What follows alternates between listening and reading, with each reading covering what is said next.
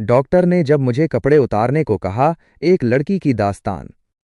एक हफ्ता कबल में कराची के एक बड़े अस्पताल में कमर की तकलीफ के चेकअप के लिए गई। मेरी माँ भी मेरे साथ डॉक्टर के दफ्तर में गईं, लेकिन मुआयना करने वाले रूम में नहीं गईं। ये एक छोटा सा कमरा था। कमरे में सिर्फ 2 आदमी थे, एक नर्स और एक मैं खुद। मेरी तकलीफ की नौयत इस बात की मुतकाजी थी कि मैं अपनी शलवार उतार कर डॉक्टर और नर्स को मुआयना करने की इजाज़त दूं। नर्स ने मुझे एक कुर्ता दिया और मुआयना के लिए कमरा तैयार करने के बाद डॉक्टर को बुला लिया। डॉक्टर ने मेरी कमर को एक नज़र देखकर मुझसे तकलीफ के बारे में पूछा। मैंने बताया कि सर्जरी के बाद मुझे कमर के निचले हिस्से में दर्द रहती है। उसने मेरी कमर दबाई और मुझसे पूछा कि दबाने से कोई असर महसूस हो रहा है या नहीं। मैंने डॉक्टर को बताया कि कहाँ दर्द है और कहाँ नहीं। जब मुआयना ख़त्म हुआ तो डॉक्टर ने अचानक मेरे जिस्म के पिछले हिस्से पर ज़ोर से हाथ मारा। मैंने उसे मुआयने का हिस्सा ही समझा, लेकिन ये मेरे लिए हैरानकुन था। उसने फिर बताया कि अब कोई दर्द नहीं होगी। मैं बहुत परेशान और गंग होकर रह गई। मेरे पुश्त पर हाथ मारने के बाद डॉक्टर रूम से निकल गया। मैंने अपनी शलवार ऊपर करते हुए नर्स की तरफ देखा। उसने अपनी नज़रें नीचे कर लें, लेकिन इसके लहजे से मुझे इसका जवाब मिल गया कि वो इस वाक़या पर शर्मिंदा है लेकिन कुछ कर नहीं सकती। मैं रूम से निकलकर डॉक्टर के दफ्तर में पहुंची, जहां मेरी माँ मेरा इंतज़ार कर रही थी कि पता चल सके डॉक्टर का क्या कहना था। डॉक्टर ने कहा कि कोई बड़ा मसला नहीं है और मैं बिल्कुल ठीक हूं। उसने मेरी तरफ देखते हुए पलकें तक नहीं झपकें और मैंने नज़रें नीचे कर लें। माँ ने परेशानी के आलम में पूछा कि दर्द की फिर क्या वजह हो सकती है। डॉक्टर ने कहा कि ये कोई बड़ा मसला नहीं है, न ही इसके लिए मेडिकेशन की ज़रूरत है, बस आप इस दर्द को नज़रअंदाज कर लें, यही काफ़ी होगा। अस्पताल से निकलकर घर जाते हुए वो लम्हा बार बार मेरे जहन में आता रहा। मेरा चेहरा बुझ गया था और माँ यूं पूछ रही थी कि आखिर क्या हुआ है जो तुम बिल्कुल खामोश हो गई हो। तब मैंने इस वाक़या को हमेशा के लिए अपनी दिमाग में दफन करने का फ़ैसला कर लिया। मुझे जब भी ये वाक़या याद आता मैं उसे झटक देती। मैं पूरी तौर पर नहाना चाहती थी, क्योंकि मुझे ऐसे महसूस हो रहा था जैसे मैं पलीद हो चुकी हूँ। अपने आप से मुझे नफ़रत महसूस हो रही थी। नफ़रत का लफ्ज़ भी मेरे एहसासात को बयान करने के लिए छोटा महसूस हो रहा था। मैं इस अमल को किसी भी तरह मामूली करार नहीं दे सकती थी। मैं किसी तरह उस शख्स को बेगुनाह करार देने की हिम्मत कर पा रही थी और न कोई वजह ढूंढ पा रही थी। मैंने कोशिश की कि उसे एक आम सी बात समझकर भूल जाऊं, या ये समझ लूं कि उसने मुझे एक छोटी बच्ची समझकर मजाक के तौर पर ऐसा किया है, या फिर शायद ये उसका अपना अंदाज था। बात चाहे जो भी हो, किसी भी डॉक्टर के लिए किसी हालत में ये जायज़ नहीं हो जाता कि वो इस तरह अपने मरीज को हाथ लगाए। न ही ये तिब्बी मुआयना का हिस्सा था।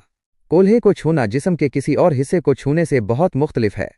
ये एक मामूली या काबिल फरामोश हरकत नहीं है। खास तौर पर एक मर्द डॉक्टर के लिए एक खातून मरीज़ा को इस तरह छूना तो बिल्कुल ही नामुनासिब है। किसी के जिस्म के हसास हिस्सों को छूना जिनसी हमले के ज़ुमरे में आता है। आप शायद सोच रहे होंगे कि एक छोटे से वाक़या को मैं इतना बड़ा बतंगड़ क्यों बनाना चाहती हूँ।